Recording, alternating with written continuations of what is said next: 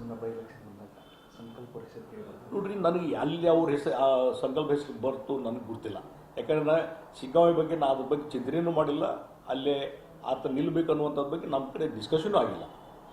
ಈ ಮಾಧ್ಯಮದಲ್ಲಿ ಬರ್ತದೆ, ಅದಕ್ಕಾಗಿ ಇದು ನನ್ನ ಕಡೆ ಅಂತೂ ಆ ಚಿಂತನೆ ನಡೆದಿಲ್ಲ. ಯಾಕಂದರೆ ಒಂದು ವೇಳೆ ಏನಾದರೂ ಪಕ್ಷವೂ ಸಹಿತ ನಮ್ಮ ಕೂಡ ಅದ್ರ ಬಗ್ಗೆ ಏನು ಚರ್ಚೆನೂ ಮಾಡಿಲ್ಲ. ನಾನು ವೈಯಕ್ತಿಕವಾಗಿ ಅದಕ್ಕೆ ಇದ್ರ ಬಗ್ಗೆ ಚರ್ಚೆನೂ ಮಾಡಿಲ್ಲ. ಪ್ರಾಯ ಪಕ್ಷದ ವರಿಷ್ಠರು ಏನಾದ್ರು ಮಾಡಿಸ್ತಾರೆ ಏನಾದ್ರು ಕೊಡಬೇಕು ಅನ್ನಿಸ್ಬೇಕು. ಅಲ್ರಿ, ನಾವು ಒಂದು ಹೇಳ್ತೀನಿ, ನಾನು ವೈಯಕ್ತಿಕವಾಗಿ ಅದ್ರ ಬಗ್ಗೆ ಚರ್ಚೆನೂ ಮಾಡಿಲ್ಲ, ನನಗೆ ಆಸಕ್ತಿನೂ ಇಲ್ಲ.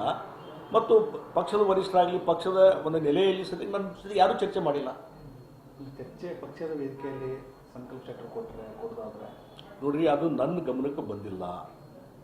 ಹೀಗಾಗಿ ಅದ್ರ ಬಗ್ಗೆ ನಾನು ಹೆಚ್ಚು ಚರ್ಚೆ ಮಾಡಲಿಕ್ಕೆ ಹೋಗೋದಿಲ್ಲ. ಅಂದರೆ ಕೊಟ್ಟರೆ ನೋಡ್ರಿ, ಕೊಟ್ಟರೆ ಗಿಟ್ರಿ ಅನ್ನೋಂಥ ಪ್ರಶ್ನೆನೇ ಇಲ್ಲರಿ. ಅದು ಚರ್ಚೆನೇ ಬಂದಿಲ್ಲ. ಹೀಗಾಗಿ ಅದು ಕೊಟ್ಟರೆ ಹಂಗೆ ಮಾಡ್ರೆ ಪ್ರಪಂಚಕ್ಕೆ ನಾವು ಹೋಗೋದಿಲ್ಲ.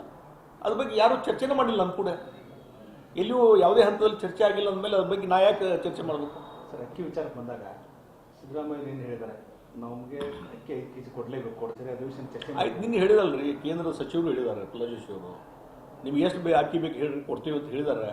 ಹಣ ಪಾವತಿ ಮಾಡಿರಿ. ಮತ್ತು ಹೋದ ಸಲ ಅವ್ರೇನು 35 ರೂಪಾಯಿ ಕೇಳಿದ್ರೆ ಅದಕ್ಕಿಂತ ಕಡಿಮೆ ರೇಡಿಯೋ ಇದು ಮಾರಕ್ಕೆ ನಾವು ತಯಾರಿದ್ದೇವೆ ಅಂತ ಹೇಳಿದ ಮೇಲೆ ಇನ್ನು ಹಗಲಲ್ಲಿ ಟೀಕಾ ಮಾಡೋದು ಏನೈತೆ ಸಿದ್ದರಾಮಯ್ಯನವರು?